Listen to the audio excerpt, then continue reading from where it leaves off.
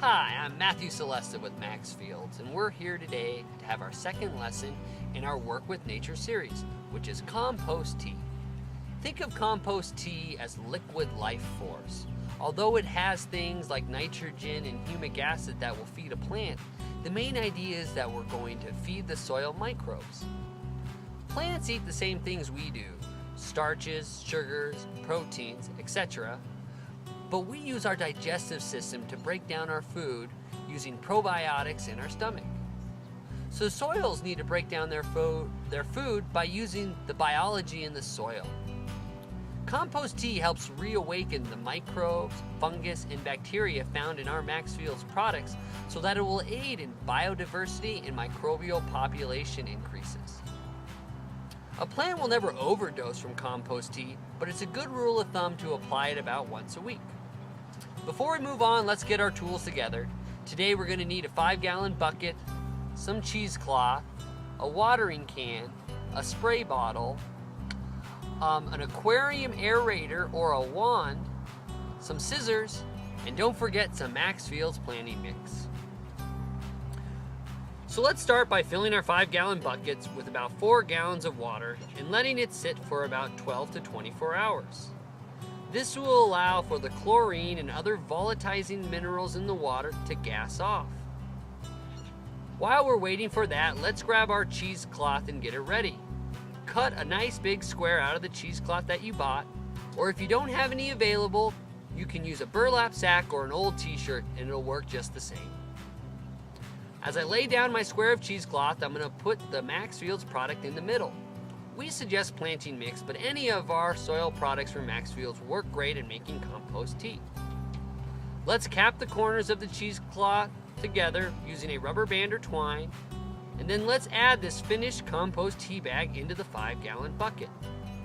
We want it to sit here for about 12 to 16 hours, most likely in the sun to help keep the temperatures over 85 degrees. You can also add your Aquarium Aerator at this time to help increase oxygen into the compost tea. Now that it's been sitting for about 16 hours, you might notice that it's a little darker in color. Grab out the compost tea bag and squeeze all the excess water out of it.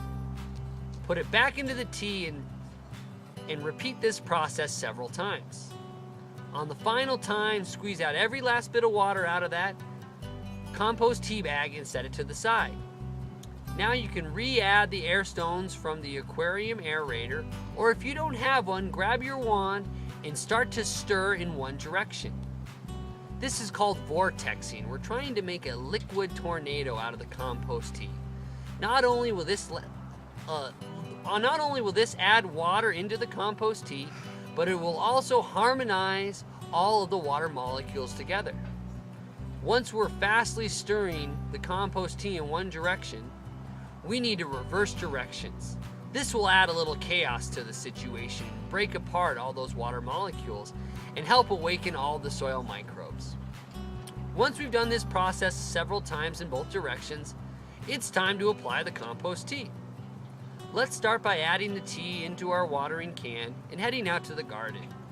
Here I'm spot treating just a little bit of compost tea for each plant, making sure that it gets to every plant in my garden. It's nice to go back in and water in all of the compost tea to make sure that it's available at the root zone.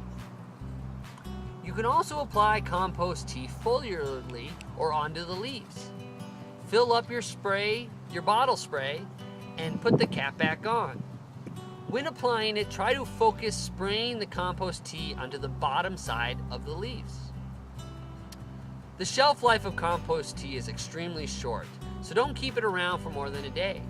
But if you have any extra, feel free to add it to your compost pile and it will encourage the breakdown of organic matter. Now make sure to follow the link below to get our Compost Tea Checklist and post any questions you have on our Facebook page. Follow us on Pinterest and Twitter, and stay connected with the Maxfields movement by signing up for our newsletter at www.maxfieldsorganics.com. And stay tuned for future videos on feeding and weeding in our gardens, along with protecting from pest and weather. by signing on to our YouTube channel. Thank you very much. My name is Matthew Celestia. See you soon.